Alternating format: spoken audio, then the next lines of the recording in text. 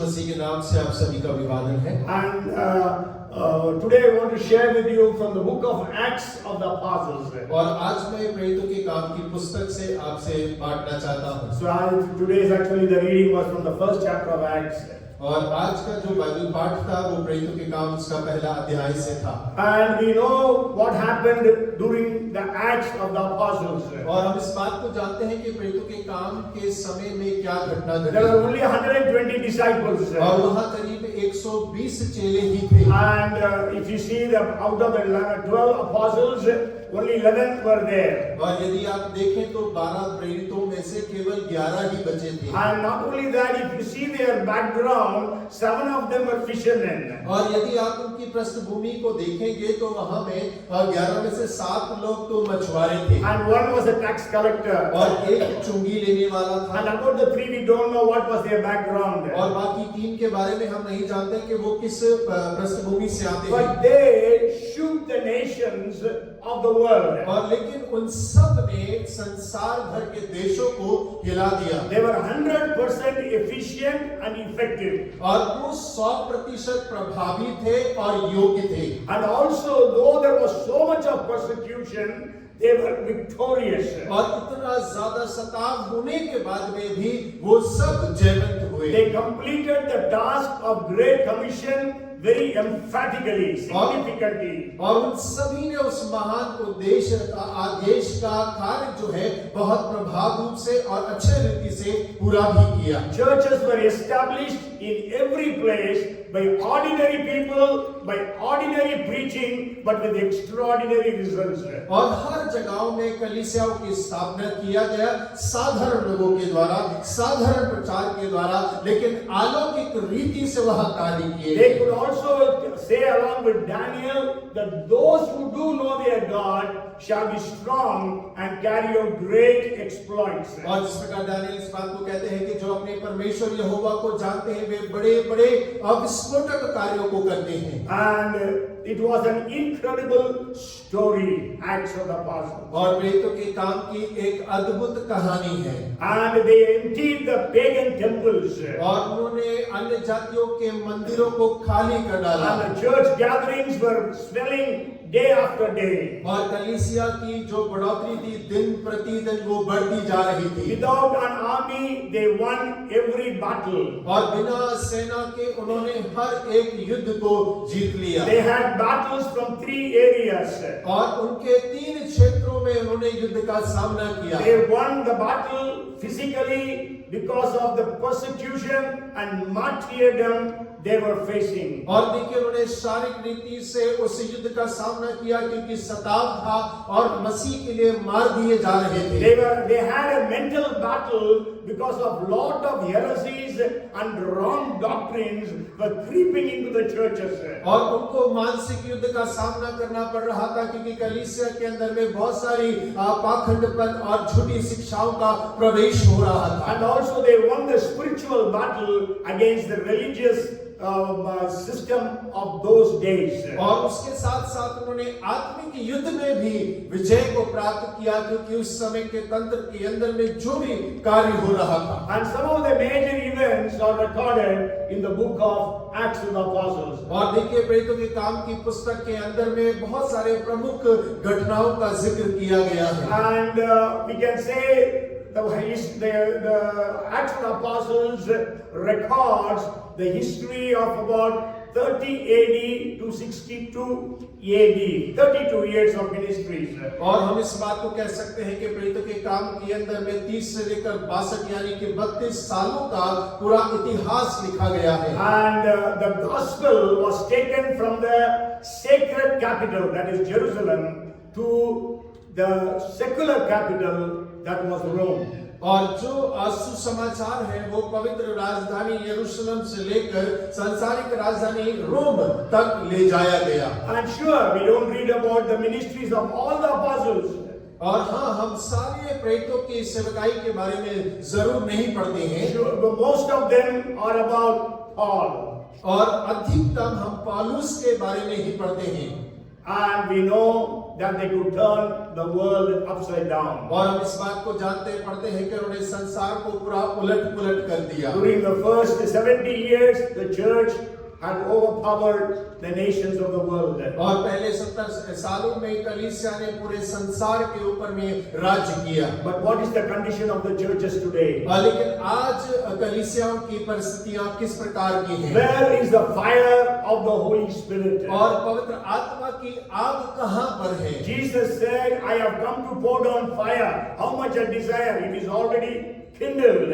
और देखिए यीशु ने कहा कि मैं तो आग उंडेलने के लिए आया हूं, कितनी इच्छा है और वो तो पहले से ही प्रज्वलित कर दी गई Why है। are we not able to see outstanding results? और क्यों हम अलौकिक परिणामों को नहीं देख पा रहे With हैं? all the modern facilities of communication and transportation, why is it that we still have not reached out to the unreached people groups? और आज इतनी सारी सुख सुविधाओं के होते हुए फिर भी हम ऐसे झुंडों के पास में जो पहुंच से बाहर है, क्यों हम सुसमाचार के साथ उन तक नहीं पहुंच पाए हैं? The first reason I want to give to you is, और पहला कारण जो मैं आपको बतलाना चाहता हूं वो ये है, if you read 1 Kings chapter 14, verses 25 to 27. और यदि आप पहले राजा उसका 14 अध्याय के 24 से 27 तक अगर आप पढ़ें 25 to 27. और 25 से 27 तक अगर पढ़ें, 1 Kings 14, it happened in the 5th year of King Rehoboam that Shishak, king of Egypt, came up against Jerusalem, and he took away the treasures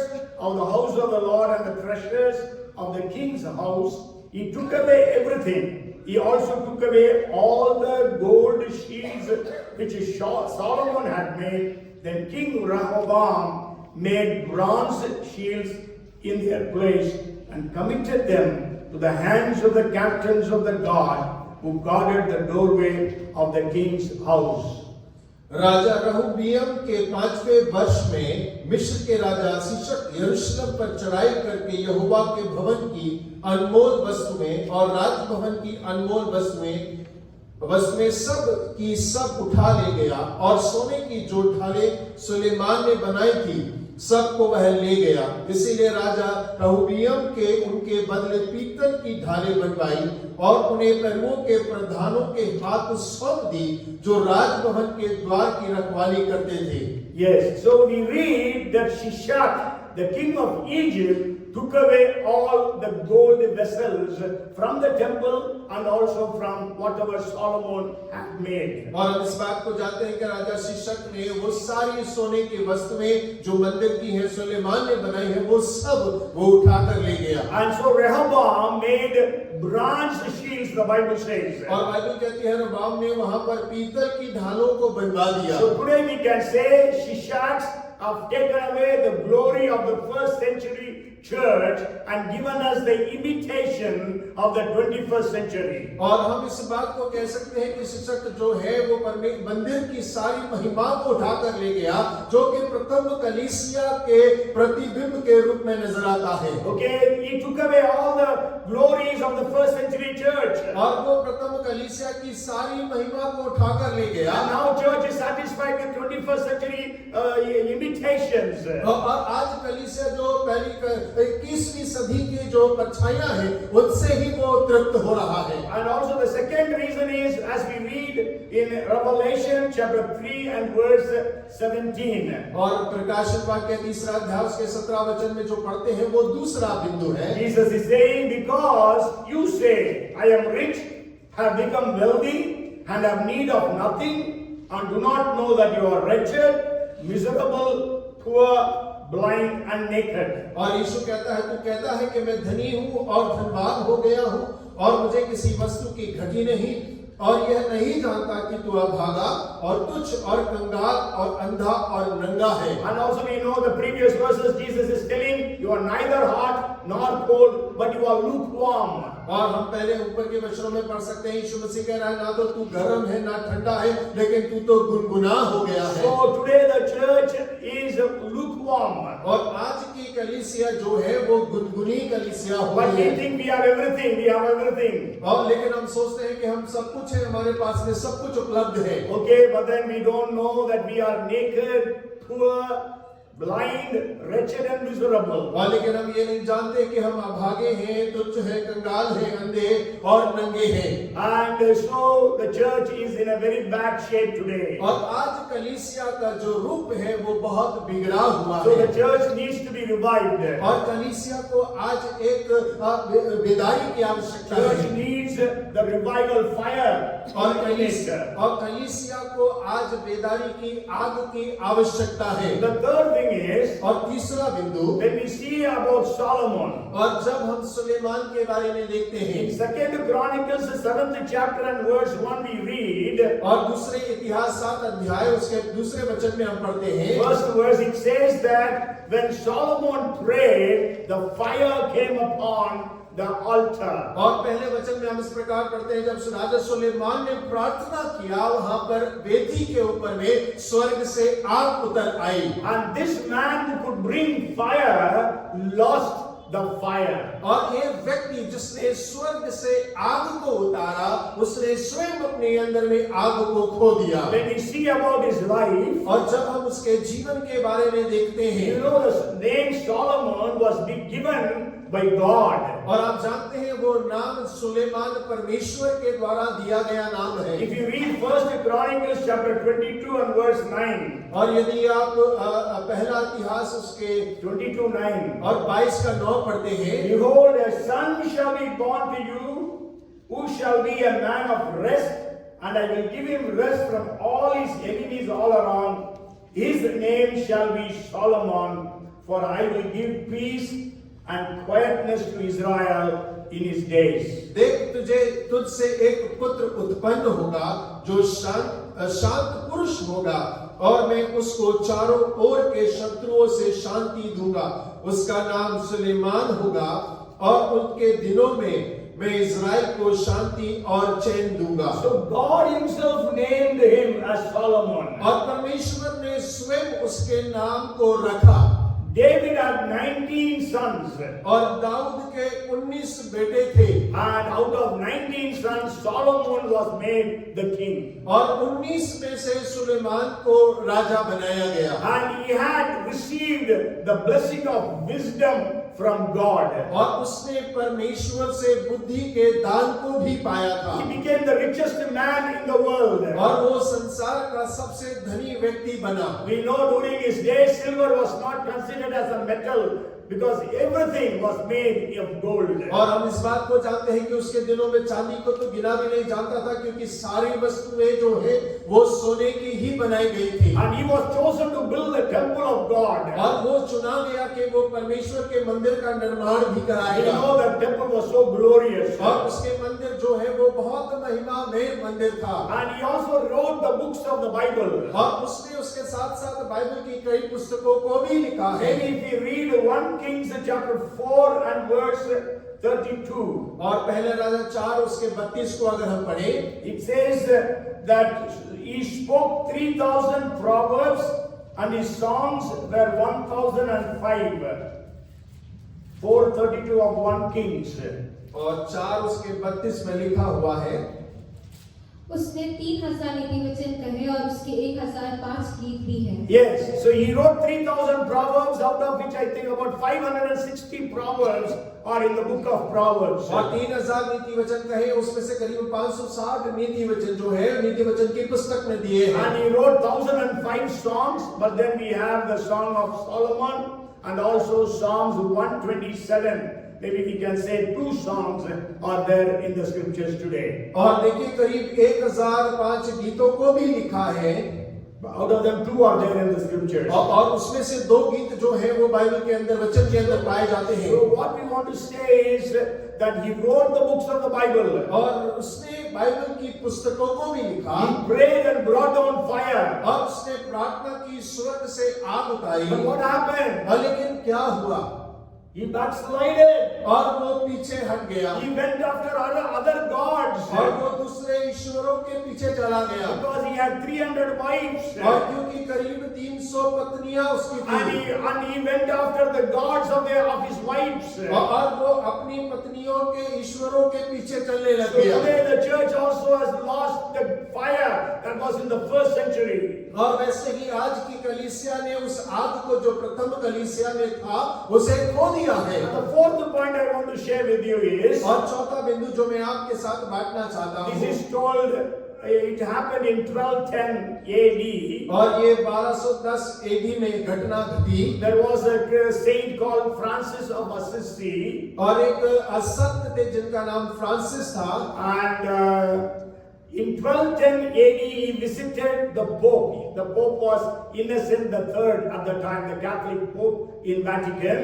और 1210 के अंदर में जो कैथोलिक पोप है वेटिकन में उनसे उन्होंने मुलाकात की So during the course of their meeting, the Pope showed Francis of Assisi some of the great wealth that was in Vatican. और उस समय जो मुलाकात पोप से उनकी हुई पोप ने वेटिकन सिटी शहर के अंदर में जितनी भी बहुमूल्य चीजें हैं उन सब को उनको दिखाया भ्रमण कराया Then the Pope boasted, और उसके बाद में जो पोप है वो इस बात को घमंड से कहने लगे there is no need for us to say with Peter, silver and gold have I none.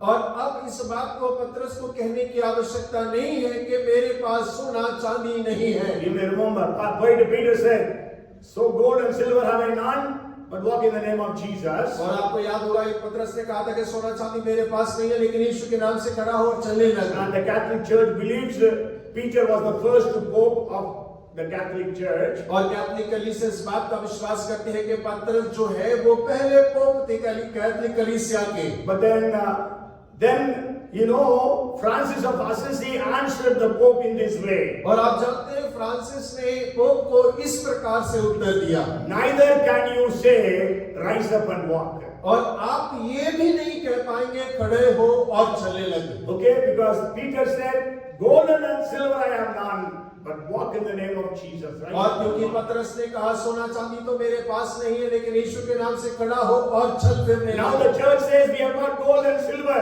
और अब कलीसिया कहता है हमारे पास सोना चांदी है But the church does not have the power to say, rise up and walk. और लेकिन कलीसिया के पास में ये सामर्थ्य नहीं है कि वो कहे कि खड़ा हो और चल फिर So the church which started so powerfully will also end powerfully. और वो कलीसिया जो बड़े सामर्थ्य रीति से आरंभ हुआ उसका अंत भी बड़ी सामर्थ्य के साथ में होगा Because Matthew 24:14 says, और क्योंकि मत्ती 24 उसका 14 इस प्रकार कहता the है gospel of the kingdom will be preached all over the world so that there will be witness among every nation or jati.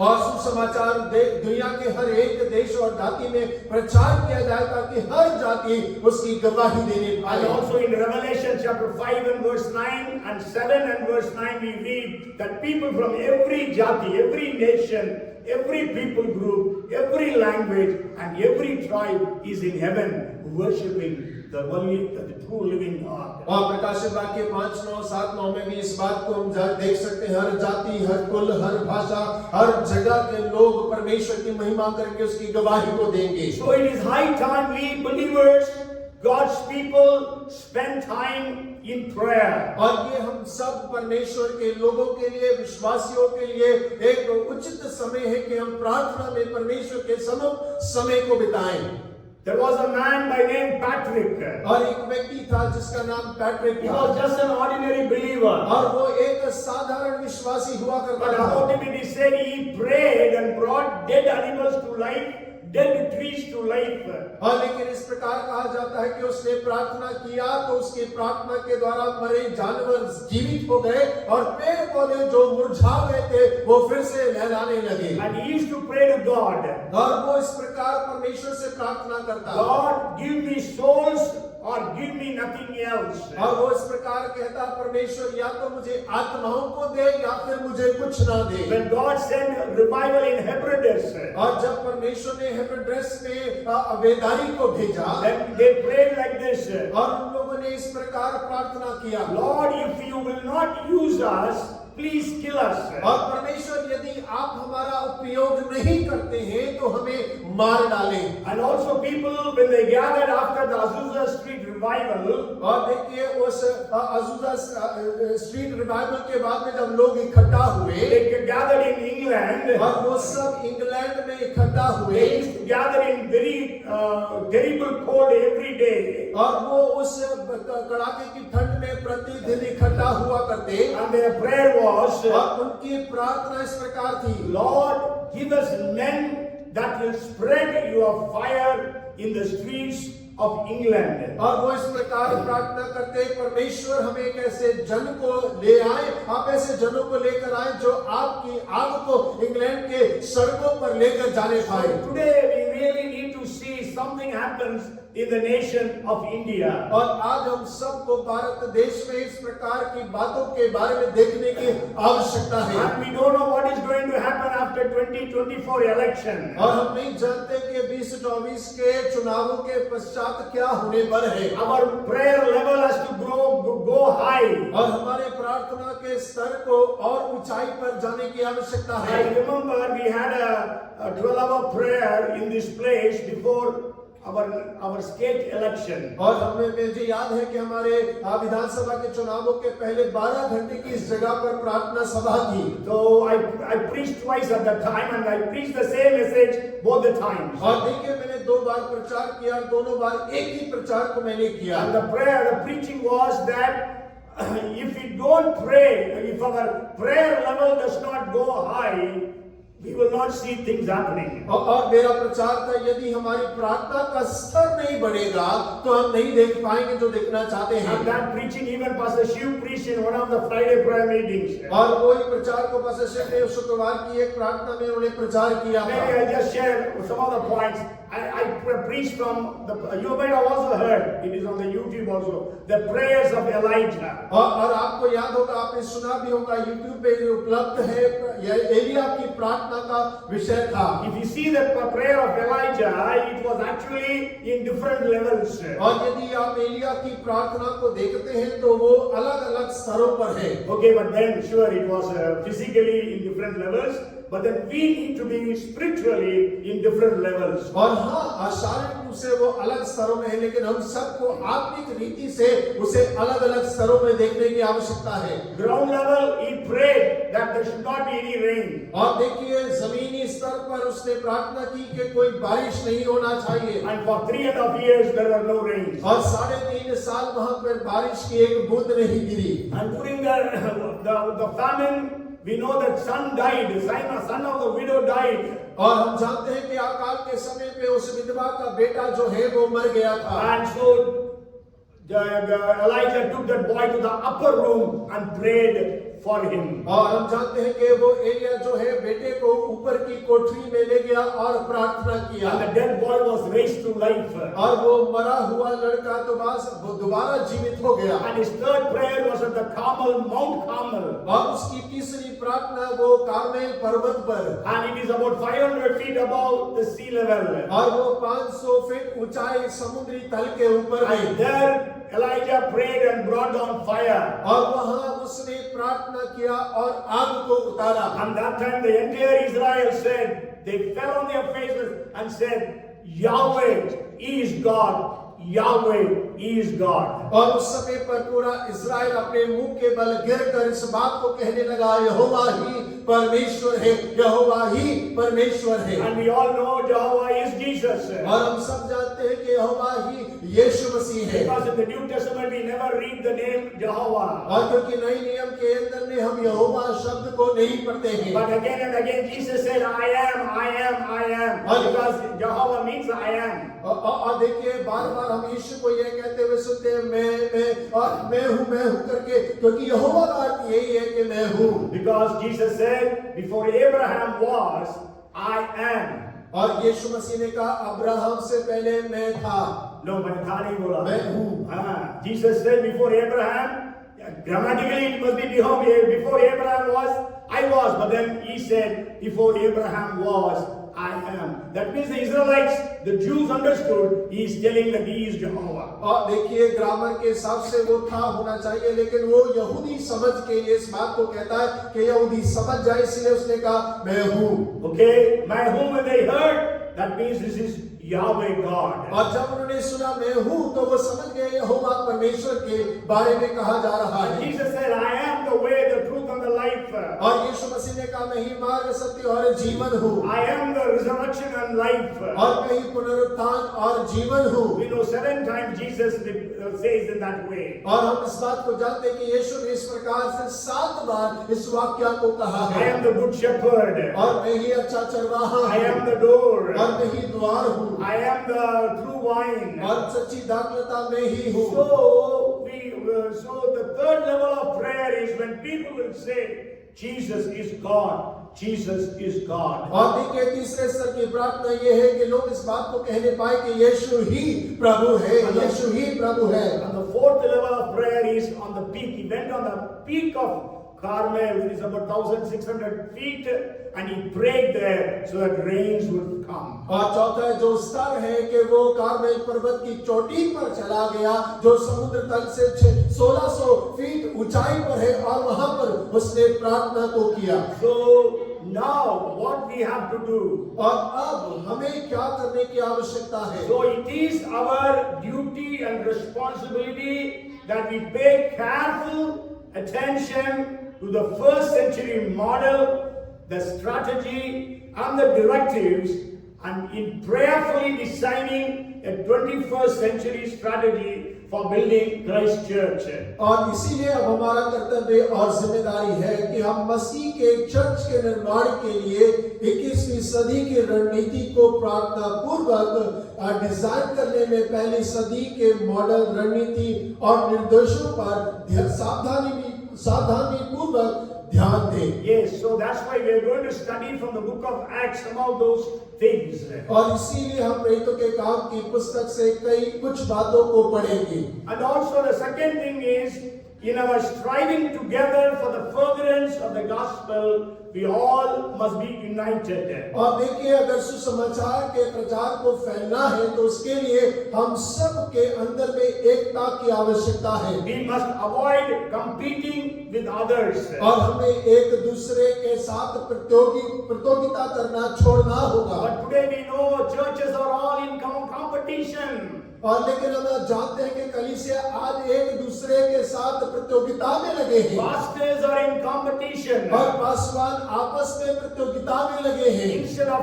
completion, we are competing with one another. और देखिए उस कार्य को पूरा करने के बजाय हम एक दूसरे को उस प्रतियोगिता में हराने में लगे हुए हैं। And then the third thing is, और तीसरी बात है whoever is a leader in the church, और कलीसिया के अंदर में जो कोई भी अगुवा हो, we must be committed to be leaders of the caliber of Peter and Paul. और हमको पतरस और पौलुस के उन योग्यताओं के साथ में योग्य होकर सेवकाई को करना है। Okay, maybe you are being raised in the church as future leaders. और हो सकता है कि भविष्य के अगुवे के रूप में कलीसिया में आपको तैयार किया गया होगा। Okay, so we must be raised as the second level leadership like Stephen, Peter, Timothy and Titus. और हमें तो कलीसिया में दूसरे स्तर के अगुवों को तैयार करना है, जैसे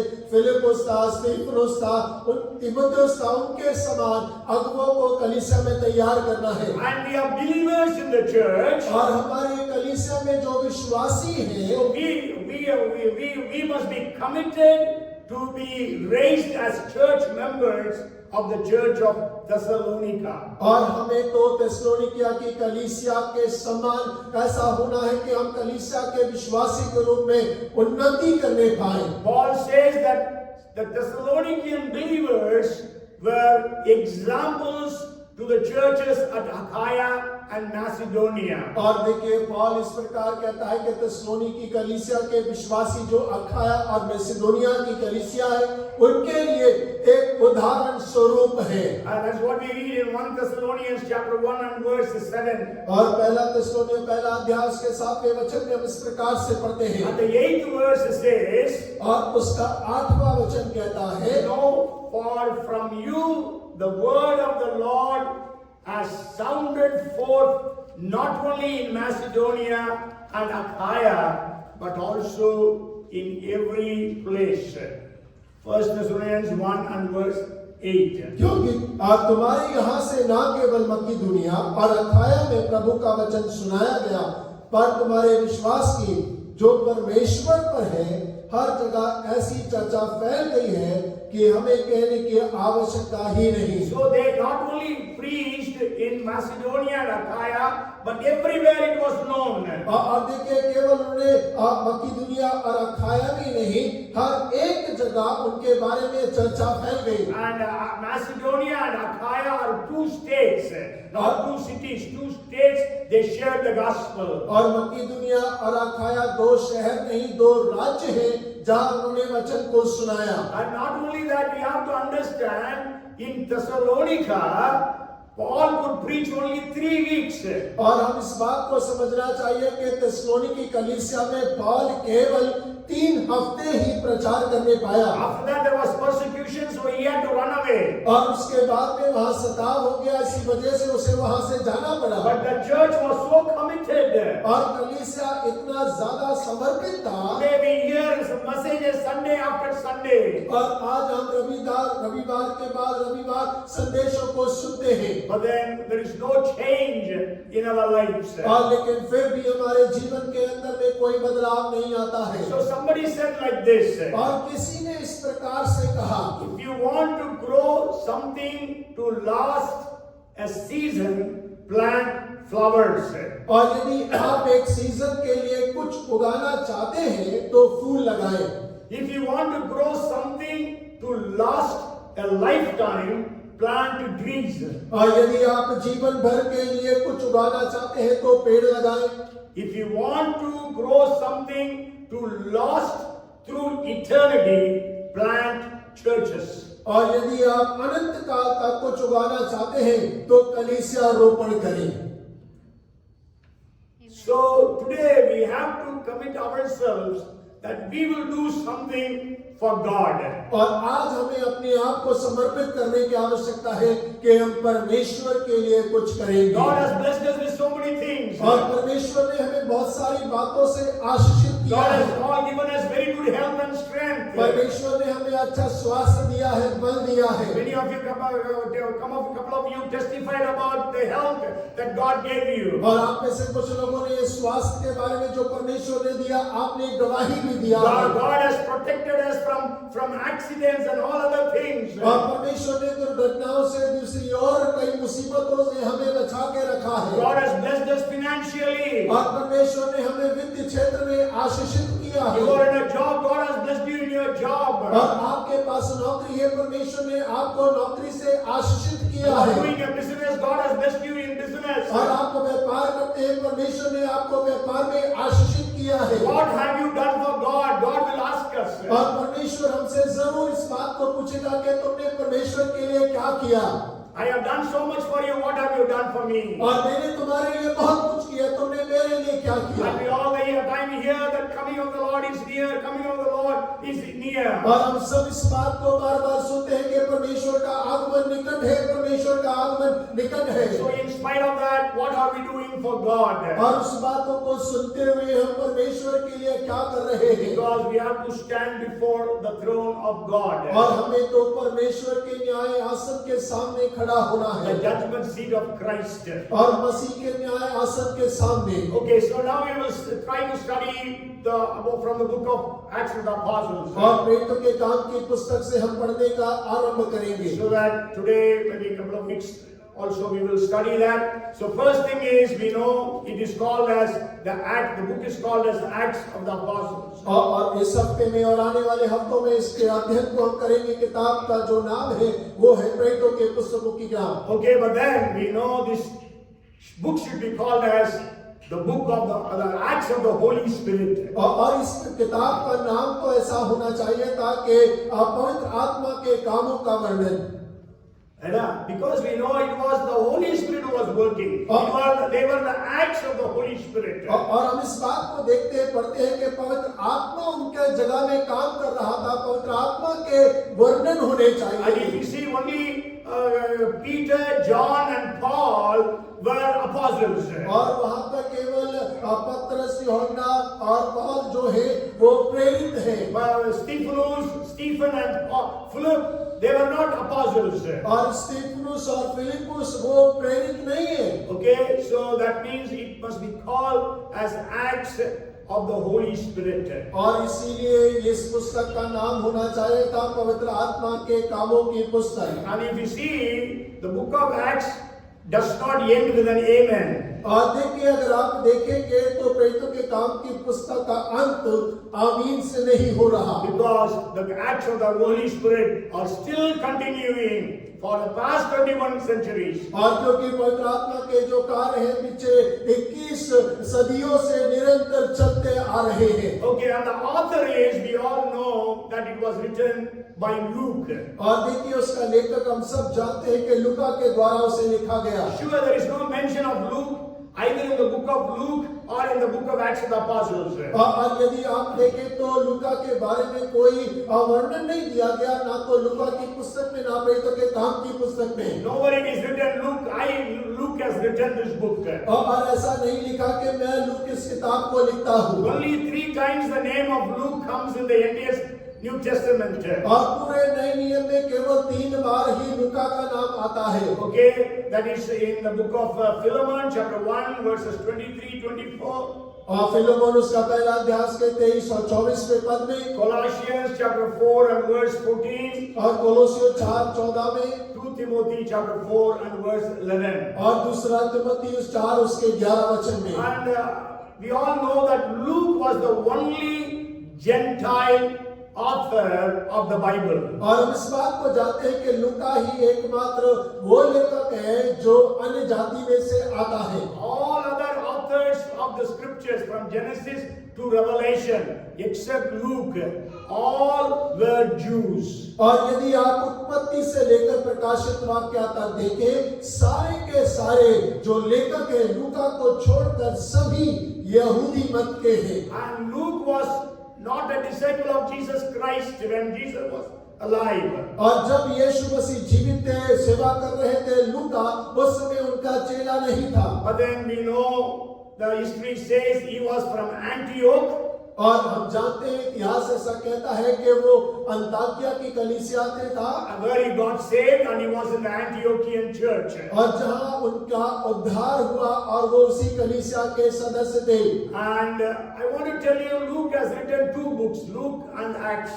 और लूका ने 2 पुस्तकों को लिखा है, लूका की पुस्तक और प्रेरितों के काम। And he has written 52 chapters. और उन्होंने 52 अध्याय लिखे हैं। If you see the authors of the New Testament, और यदि आप नए नियम के लेखकों के बारे में देखेंगे, then we can very boldly say the one who has written maximum in the New Testament is not Paul, but it was Luke. और हम इस बात को देख सकते हैं कि अधिकतम नए नियम में जिसने लिखा है वो पौलुस नहीं लेकिन लूका है। Though Luke has written 52 chapters, और लूका ने केवल 52 अध्याय ही लिखे हैं, but he has written 2157 verses. और लेकिन उसने 2157 वचनों को लिखा है। And Paul has written 2032 verses. और पौलुस ने 2032 वचनों को लिखा है। And so we can say Luke has written the most.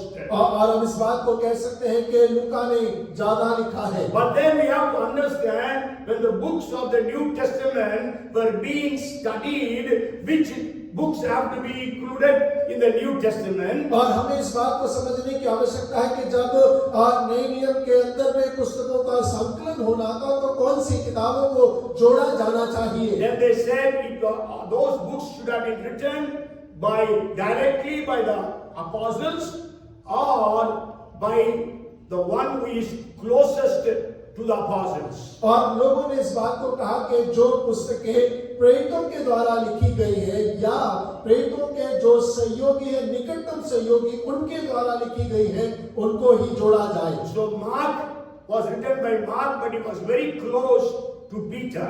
और मरकुस की किताब मरकुस के द्वारा लिखी गई, जो पतरस के बहुत नजदीकी था। Even the Bible scholars say it could have been that Peter dictated and Mark wrote. और कई विद्वानों ने इस प्रकार से कहा कि शायद ऐसा भी है कि पतरस ने कहा और मरकुस उसे लिखता गया। And Luke's books were included because Luke was very close to Paul. और लूक की किताब इसलिए जोड़ी गई है क्योंकि लूका पौलुस का बहुत निकट था। And we know Paul was an apostle. और पौलुस प्रेरित है। And Peter and John, they were apostles. Matthew was an apostle. और मत्ती प्रेरित है, मरकुस यूहन्ना प्रेरित है और पतरस भी प्रेरित है। James and Jude are brothers of Jesus.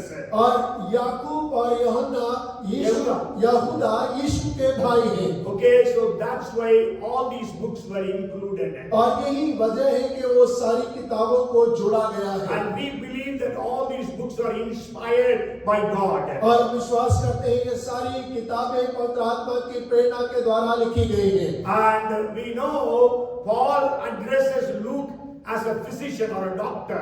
और पौल जो है लूक को एक वैद्य के रूप में प्रदर्शित करता है। Colossians 4:14. और कोलोसियों 4:14 में लिखा है। And you know the Holy Spirit has used Luke. और पवित्र आत्मा ने लूका को इस्तेमाल किया। You know, many scientists and many doctors don't believe the things about God.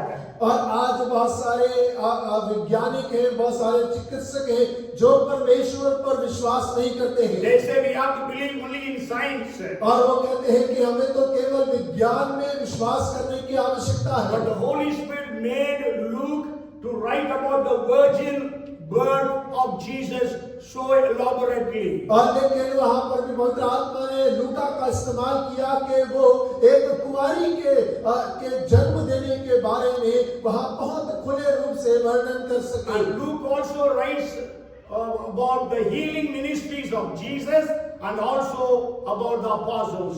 और देखिए लूका जो है वो यीशु मसीह की चंगाई के वर्णनों के बारे में और प्रेरितों के द्वारा किए गए चमत्कारों का वर्णन करता है। And as I told you, Luke was a very frequent companion with Paul. और जैसे मैंने बताया कि लूका जो है वो पौल का संगी साथी था जो अधिकतम उसके साथ यात्रा करता था। He joined Paul in the second missionary journey. और उसने पौल की दूसरी मिशनरी यात्रा में उसका सहयोग दिया। You go home and read from 16th chapter of Acts verses 9-10 onwards. और आप घर जाके प्रेरित 16 अध्याय उसके 9-10 से आगे से पढ़ना आरंभ करिए। And every time he will say, "We are us." और वो हर बार इस प्रकार से कहता है कि हम और हम लोग। है ना? In the previous verses it will be saying they or he. और वो उसके पहले कहता है वो लोग। Okay, so that's how we differentiate that Luke was with Paul since his Macedonian call. और इसी प्रकार हम इस बात को समझते हैं कि जब मक्की दुनिया में उसकी बुलाहट आई तो लूका उसके साथ में उसकी यात्रा में था। And if you read 2 Timothy 4:11, और यदि आप दूसरा तिमोथी 4:11 पढ़ते हैं, that is just before the martyrdom of Paul, और जो कि पौल के शहीद होने के थोड़ा ही पहले की बात and he है। says, "Only Luke is with me." और वो कहता है केवल लूका मेरे साथ है। All others have deserted him. और सब ने उसे छोड़कर चले गए। Okay, so the author is Luke. और जो लेखक है वो लूका है। And the third point I want to share from book of the Acts is why was this book written? और तीसरा बिंदु जो मैं आपके साथ बांटना चाहता हूं कि क्यों इस पुस्तक को लिखा गया। There are many reasons. और बहुत सारे कारण हैं। And maybe a couple of reasons I will give you. It sketches the history and the ministry of the early church. और वो प्रथम कलीसिया की सेवकाई के बारे में वर्णन करता है। And also it is the God's model for church planting during every century. और उसके साथ साथ ये परमेश्वर का कलीसिया रोपण का हर सभी के लिए एक नमूना है। How a church is planted, और कैसे एक कलीसिया को रोपण किया गया, how a church grows, और किस प्रकार एक कलीसिया विकास करती है, how church multiplies. और किस प्रकार एक कलीसिया गुणा करती है। All these things we can learn from the book of Acts of the Apostles. और ये सारी बातें हम प्रेरितों के काम की पुस्तक से पढ़ सकते हैं, सीख सकते हैं। And moreover, I have given you one reason earlier, और उसके साथ साथ एक और कारण जो मैंने पहले आपको दिया, and I feel there are so many reasons people give, scholars give. और मैं इस बात को जानता मानता हूँ कि बहुत सारे विद्वान लोग बहुत सारे कारणों को इसके लिए देते हैं। But the best reason why this book was written, और लेकिन सबसे उत्तम जो उद्देश्य है इस पुस्तक का लिखे जाने का, writing Luke, the Gospel of Luke, and also the book of the Acts of the Apostles. और लूका के द्वारा के वो लूका की पुस्तक को लिखे, प्रेरितों के काम की पुस्तक को लिखे। If you study the first verses of both the books, you can see that the books were written to a man by name Theophilus. और यदि आप पहले अध्याय के पहले वचनों को पढ़ेंगे तो वहां पर थियोफिलस करके एक व्यक्ति है, उसका जिक्र किया गया है। Okay, so people think that he should have been a judge of very high level who was dealing with the case of Paul. और लोग इस प्रकार सोचते हैं कि वो एक न्यायाधीश थे बहुत ऊंचे पद पर जो पौल के केस को देख रहे थे। Because we know Paul was in the prison. क्योंकि पौलुस जो है वो जेल खाने में थे। Because if you read Luke chapter 1, और यदि आप लूका उसका पहला अध्याय पढ़े, if you read verse Theophilus come up, third verse it says, most excellent Theophilus. और यदि आप तीसरा वचन पढ़ेंगे तो वहां लिखा है, इसीलिए हे श्रीमान थियोफिलस। श्रीमान लिखा है हिंदी में। So most excellent, you know, when a person addresses a judge in the court, your honor, they say.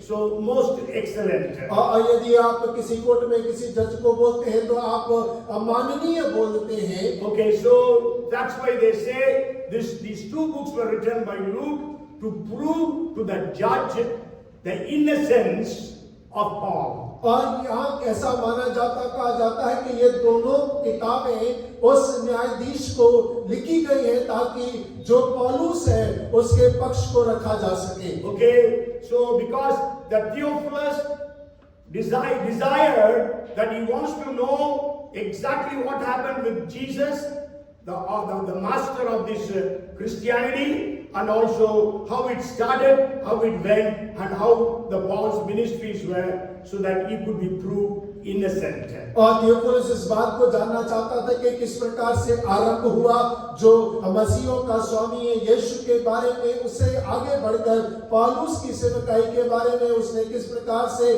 कार्य किया, सेवकाई किया, ताकि पौल को निर्दोष साबित कर सके। And that's why we read, even in the book of Acts of the Apostles, 60% of the book is speaking about Paul. और हम देखते हैं प्रेरितों के काम की पुस्तक के अंदर में 60% केवल पौलुस के कामों के बारे में जिक्र किया गया All है। other apostles only 40%. और बाकी सारे जो प्रेरित हैं उसके बारे में केवल 40% जिक्र है। And Paul's testimony is once his conversion is there, and then twice he is testifying about his conversion. और देखिए पौलुस का हृदय परिवर्तन एक बार होने के बाद 2 बार वो अपनी गवाही को वहां पर दोहरा रहा है। Okay, so most of the things, so all these, and also it ends with the house arrest of Paul in Rome. और अगर हम अंत देखते हैं तो रोम के अंदर में पौलुस को अपने ही घर के अंदर बंदी बनाकर रखा गया। इस प्रकार से अंत हो रहा है। So the purpose for which these two books were written was fulfilled. Accordingly, Paul was released after these books were presented to Theophilus. और देखिए जो ये 2 किताबें लिखी गई जिस उद्देश्य के लिए वो अंत में पूरा हो रहा है, क्योंकि दोनों किताबों को लिखने के बाद में पौल जो है उसे आजाद कर दिया जाता है, निर्दोष ठहराया जाता है। Out of 1007 verses of Acts of the Apostles, और 1007 वचनों में जो प्रेरितों के पुस्तक में लिखे हैं 604 verses are written about Paul. और 604 वचन केवल पौलुस के बारे में लिखे हैं 154 verses are written about Peter. और 115 वचन पतरस के बारे में लिखे हैं 154. और 154 वचन 70 verses about Stephen. और 70 वचन स्टीफनुस के बारे में 28 verses about Philip.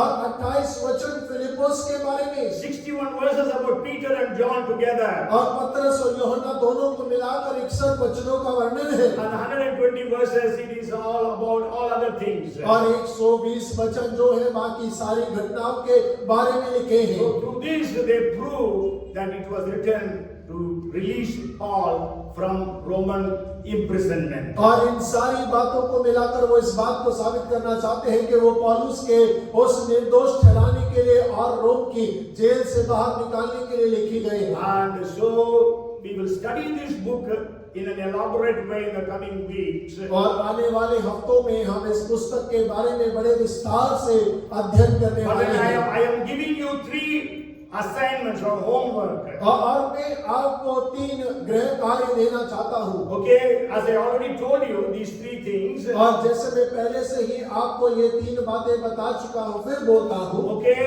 the first is it is our duty and responsibility that we pay careful attention to the first century model, the strategy, and the directives in prayerfully designing a 21st century strategy for building Christ Church. इसीलिए हमारा कर्तव्य और जिम्मेदारी है कि हम मसीह के church के निर्माण के लिए 21वीं सदी की रणनीति को प्रार्थना पूर्वक डिजाइन करने में पहली सदी के मॉडल रणनीति और निर्देशों पर सावधानी पूर्वक ध्यान दें। So today, during these weeks, the coming weeks, you read the book of Acts of the Apostles. और इस हफ्ते में आप प्रेरितों के काम की पुस्तक को पढ़ें And then you see what are the things we need to do. और आप देखें कि वो कौन-कौन से कार्य हैं जो हमें करने की आवश्यकता है What are missing in us. और हमें वो कौन सी चीज की कमी हो रही है। Okay, so you draft, design a strategy and model for the church planting. और आप निर्धारण करें, आप नक्शा बनाएं कलीसिया रोपण करने का। And the second thing is we have to be united.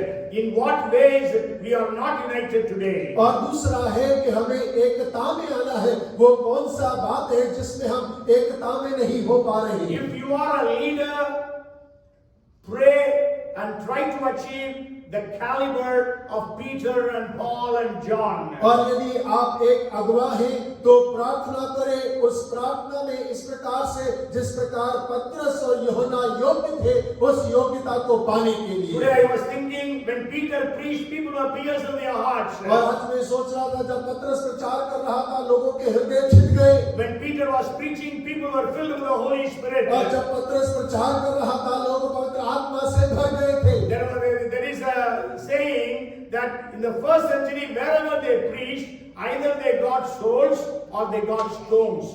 और देखिए इस प्रकार से कहावत है कि जहां कहीं नए नियम के अंदर में लोगों ने सुसमाचार को प्रचार किया या तो उन्हें आत्माएं मिली या तो फिर उन पर पथराव किया गया। Stephen preached, he did not get souls, but he got stones. और देखिए स्तिफनुस से प्रचार किया वहां आत्माएं नहीं मिली लेकिन उस पर पथराव किया गया। Paul preached, और पौलुस ने प्रचार किया।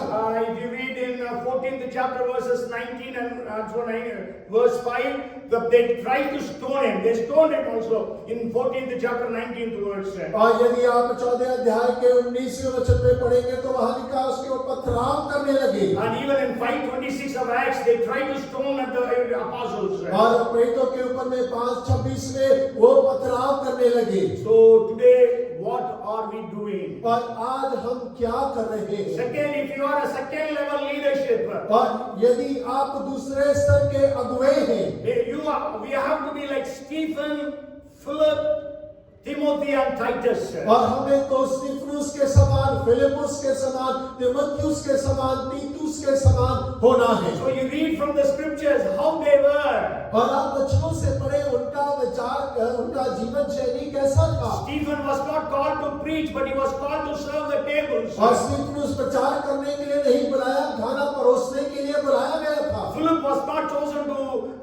but he was chosen to serve the table again. और फिलिपुस को प्रचार करने के लिए नहीं, लेकिन भोजन परोसने के लिए बुलाया गया था। But then how their life was. और लेकिन उनका जीवन किस प्रकार का था? How did they enter into ministry, preaching? और वो सेवकाई में, प्रचार की सेवकाई में कैसे आ गए? And then you are a believer. How can you be a believer as the believers were in Thessalonican church? और यदि आप विश्वासी हैं तो आप इस बात पर विचार करें कि हम किस प्रकार थिस्सलुनीकिया के विश्वासियों के समान हो सकते हैं। So you go home and read 1st and 2nd Thessalonians. और आप घर जाए पहला थिस्सलुनीकी और दूसरा थिस्सलुनीकी की पुस्तक को पढ़े, So that we will be able to modify, to search our lives and to be secured as they were. और देख, ताकि हम अपने जीवन को बिल्कुल वैसे ही बना सके, सुरक्षित रख सके जैसे वो लोग थे। Let us not be taken away by the shishaks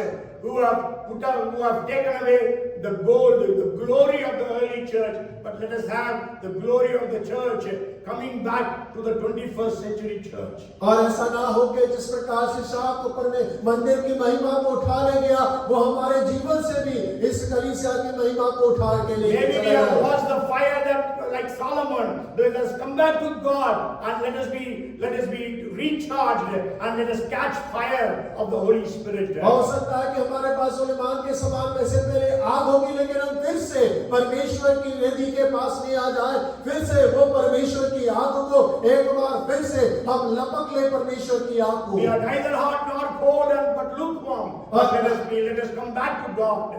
और ना तो हम तो गर्म है ना ठंडे हैं, हम गुनगुने हो गए हैं, लेकिन हो हम दोबारा से परमेश्वर के पास आ जाएं। Let us also be able to say along with Peter, in the name of Jesus Christ of Nazareth, rise up and walk. और हो के हम पतरस के समान इस बात को कहने के योग्य हो जाए कि यीशु मसीह के नाम से उठ और खड़े होकर चलने लगे। Let our prayer lives reach another level. और हो के हमारी प्रार्थना का स्तर एक नए स्तर में पहुंचने So that जाए। people will be able to say, Jesus is God. Jesus is the Savior. और ताकि लोग इस बात को कहने पाए कि यीशु ही परमेश्वर है, यीशु ही उद्धार करता है। Come, let us pray. आइए हम मिलकर Father, we are प्रार्थना करें। so grateful to you for the book of Acts of the Apostles. और पिता, हम आपका बहुत धन्यवादी है पेटों के काम की इस पुस्तक के लिए। Thank you for the power that you promised to the church. और परमेश्वर, हम आपका धन्यवाद करते हैं उस सामर्थ के लिए जो आपने कलीसिया से वायदा किया When the है। Holy Spirit comes, you shall receive power. और जब पवित्र आत्मा तुम पर आएगा, तुम सामर्थ पाओगे। Let that power fall upon every one of us, Lord, we pray. और परमेश्वर, हम प्रार्थना करते हैं कि वो सामर्थ हम में से हर एक जन के ऊपर में उतरने पाए। Let that fire fall upon us. और परमेश्वर, वो आग हमारे ऊपर उतर आए। Oh Lord, as we sing that Hindi song, अंतिम दिनों के अभिषेक हमारे ऊपर आने पाए, Lord. और परमेश्वर, जिस प्रकार हम प्रार्थना करते हैं अंतिम दिनों का वो अभिषेक हमारे पास ऊपर में उतरने In the पाए। mighty name of Jesus.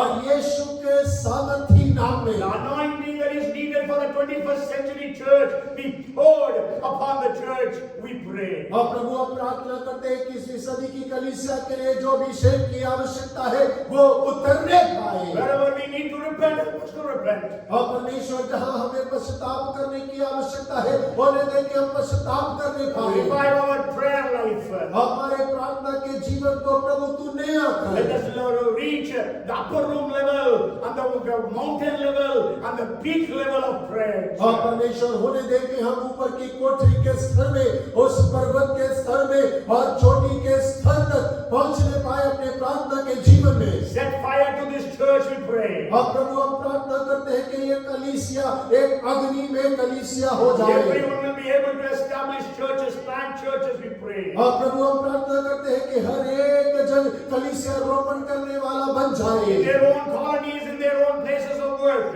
और प्रभु, हम प्रार्थना करते हैं कि अपनी गली में, अपने मोहल्ले में, अपने कार्यस्थल के अंदर में We thank you and we praise you. प्रभु, हम आपका धन्यवाद करते हैं, आपकी स्तुति करते In हैं Jesus' name we pray. और यीशु नासरी के नाम से मांगते And हैं। everyone said, और सब मिलकर कहें Amen. Amen. The Lord bless you and keep you. The Lord make his face shine upon you and be gracious unto you. The Lord turn his face toward you and give you peace now and forevermore. Amen. Amen. बोलो प्रभु यीशु मसीह